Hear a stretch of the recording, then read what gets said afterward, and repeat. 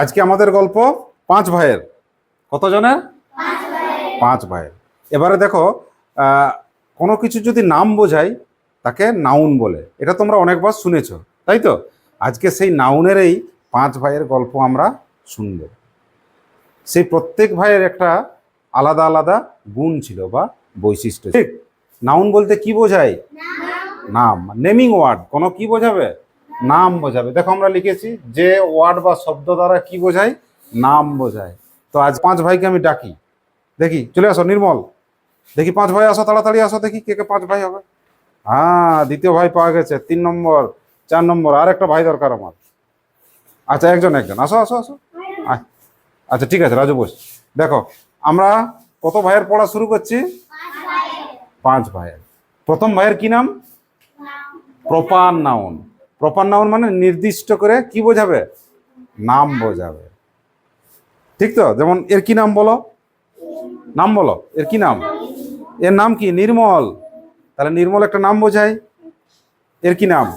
কৌশিক। তাহলে নির্দিষ্ট নাম বোঝাচ্ছে। এর কি নাম? বজরং। এর কি নাম? বিনয়। এর কি নাম? আদেশ। তাহলে কি শিখলে তোমরা? যদি নির্দিষ্ট নাম বোঝায় তাহলে কি নাউন? Proper noun. কি নাম? Proper noun. কোনো যদি জায়গার নাম বোঝায় তাতেও হবে। যেমন কলকাতা একটা নির্দিষ্ট জায়গার নাম। আবার দিল্লি, দিল্লি কি হবে? নির্দিষ্ট জায়গার নাম বোঝাচ্ছে। তাহলে বলো, আমি যদি বলি কি নাম রে? অনিমা। বলো, অনিমাটা কি হবে? কেমন নাউন? নাউন তো অবশ্যই। কেমন নাউন? প্রপার নাউন, কারণ একটাই মেয়েকে বোঝাচ্ছে। আমি যদি বলি বাঘমুন্ডি, প্রপার নাউন। কেন? বাঘমুন্ডি একটা নির্দিষ্ট জায়গা বোঝাচ্ছে, তাই তো? আমি যদি বলি কলকাতা, কেন? নির্দিষ্ট জায়গার নাম বোঝাচ্ছে। এবারে নির্দিষ্ট জায়গা ছেড়ে আরেক ভাই যেটা আছে, সে হচ্ছে সাধারণ করে বোঝায়, কমন। যেমন আমি বলছি মানুষ। মানুষ বলতে কি একজনকে বোঝায় না, মানুষের পুরো জাতিটাকে বোঝায়। একজনকে বোঝায় মানুষ বলতে? মানুষের পুরো জাতিটাকে বোঝায়। আমি যদি বলি পাখি, পুরো পাখিদের দলকে বোঝায়। সে ময়না হতে পারে, চড়াই হতে পারে, ময়ূর হতে পারে, পারে তো? আবার যদি আমি বলি পশু, তখন সব পশুদেরকে বোঝায়।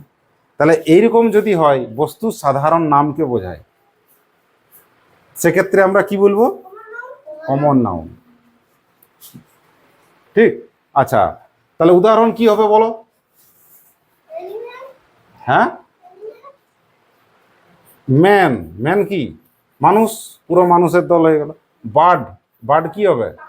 পুরো পাখিদের দল হয়ে গেল। এনিম্যাল, এনিম্যাল মানে কি? পশু বা জন্তু। আচ্ছা, এবারে দেখো, পরের ভাইয়ের নাম হচ্ছে কালেকটিভ নাউন। সে কি করে? একটা দল বোঝায়, ইউনিট বোঝায়। যেমন ধর আমি বললাম আর্মি। আর্মি বলতে একজন বোঝায় না, পুরো ওদের ট্রুপটাকে বোঝায়। ট্রুপটাকে। আমি বলি টিম। টিম মানে দলটাকে বোঝায় পুরো, হয়তো? তাহলে এরকম যদি কখনো হয় যে পুরো কিকে বোঝাবে? টিমটাকে বোঝাবে, একটা সমষ্টি বোঝাবে। কোনো দল বা কোনো সংঘও হতে পারে। যেমন আমি বলছি টিম। টিম বলতে কি বোঝায়? একটা দল। আমি বলছি আর্মি,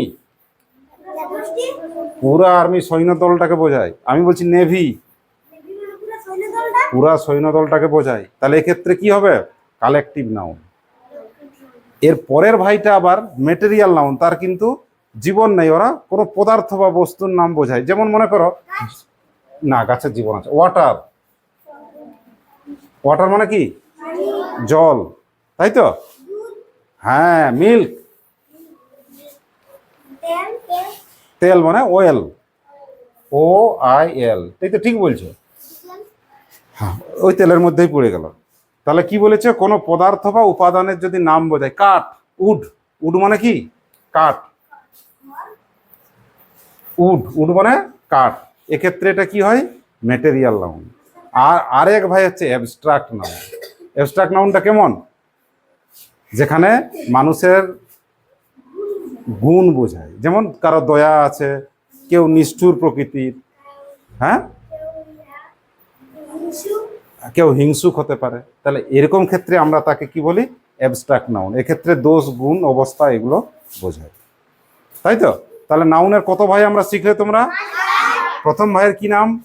প্রপার নাউন। সে কি বোঝায় বলো? নির্দিষ্ট করে নাম বোঝায়। বোঝাই তো? যেমন একটা নাম বলো, তোমাদের প্রত্যেকের নিজের নিজের নামগুলো কি নাউন? Proper noun. এবারে নির্দিষ্ট না বুঝিয়ে যদি কোনো একটা জাতিকে বোঝায় তখন কি বলেছিলাম? Common noun. যেমন মানুষ, পশু, পাখি, এরা সব হচ্ছে কমন নাউন। আর কালেকটিভ নাউন কখন বলেছি বলো? যে কোনো দলকে বোঝায় বা সংঘকে বোঝায় তখন ওই কালেকটিভ নাউন। আর যদি কোনো পদার্থ বা বস্তুর নাম বোঝায় তখন ম্যাটেরিয়াল নাউন। আর যদি কোনো মানুষের দোষ গুণ অবস্থা এগুলোকে বোঝায় অ্যাবস্ট্রাক্ট নাউন। বলো।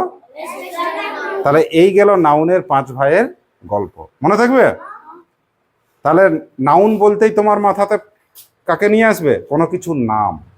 কি আসবে? কোনো কিছুর নাম। তাহলে নাউন হচ্ছে নেমিং ওয়ার্ড, নাম বোঝাবে। ঠিক আছে?